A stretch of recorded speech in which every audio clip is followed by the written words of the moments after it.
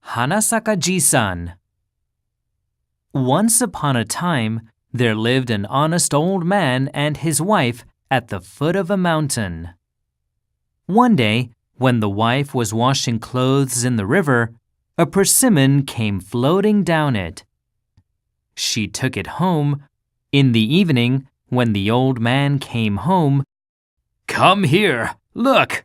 This is not a persimmon, it's a little dog." The woman saw it and blinked in surprise. "What a lovely little dog!" she exclaimed. The old man and woman decided to keep the dog and named him Pochi. Pochi ate a lot and, in less than 3 days, grew up to be a healthy adult. And then suddenly, he barked and said to the old man, "Grab a basket and an axe and get on my back. Let's go to the mountain. Woof!" Then he stopped on the way to the mountain and barked again. "Dig here! Woof woof!" The old man dug as Pochi told him, then cried, "Oh my! Piles of gold coins!" The old man immediately took them home and stacked them up all around the room with his wife. But the greedy old man who lived next door saw what had happened. "I want gold coins too," he said. The next morning, he rudely barged into the house of the old couple with a basket and an axe, and said, "Let me borrow this little dog." "Yelp, yelp, yelp!" Pochi kept barking and moving backward. "Stop it! Pochi doesn't want to go," the old man said, trying to stop him. But the greedy old man forcibly mounted Pochi and headed toward the mountain. Pochi stopped walking as soon as he got there. "I see, here, the treasure is under here, right?" asked the greedy man. He dug into the ground, but only found some small rocks. The man lost his temper and yelled, "You're a liar, little dog!" and smashed Pochi over the head with the axe, and angrily rushed back down the mountain.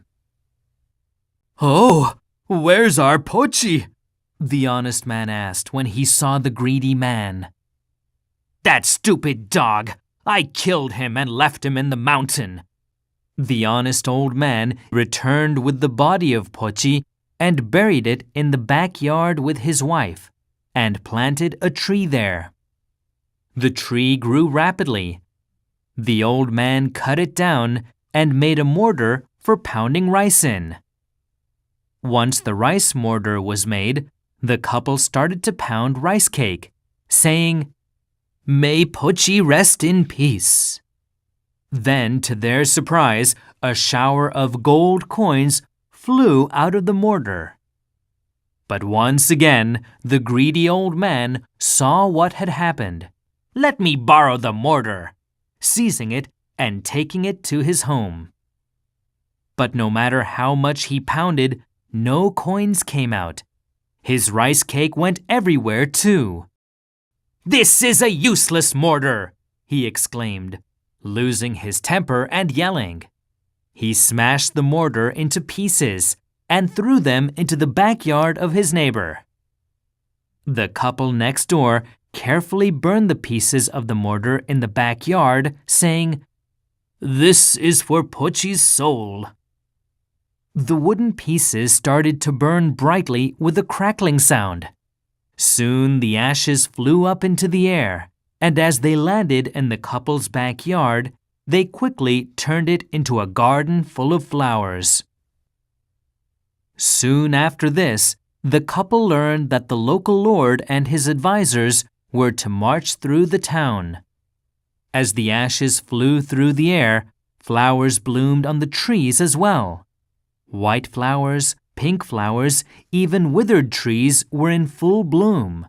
The Lord was very happy. "You made withered trees blossom. How wonderful! You are Hanasaka-ji-san, Visit my castle with your wife later, and I will give you a reward." "Yes, sir. We will be honored to." The greedy old man was watching the scene from far away and was frustrated. "I'm going to sprinkle ashes too. I want to get a reward." He immediately ran into his house and grabbed some ashes from the cooking stove. "Ashes, ashes, turn everything into flowers!" But not one flower blossomed. "Oh, what's this?" The foot soldiers accompanying the Lord were covered with the ashes, and their bodies were all white. Cough, cough. Even the Lord was suffering and shedding tears because the ashes were stuck in his throat. "Cough! You sprinkled the ashes right on top of my carriage! How rude!" The greedy old man was immediately caught by the soldiers and tied up. Then he was taken to the castle and severely punished for his greedy ways.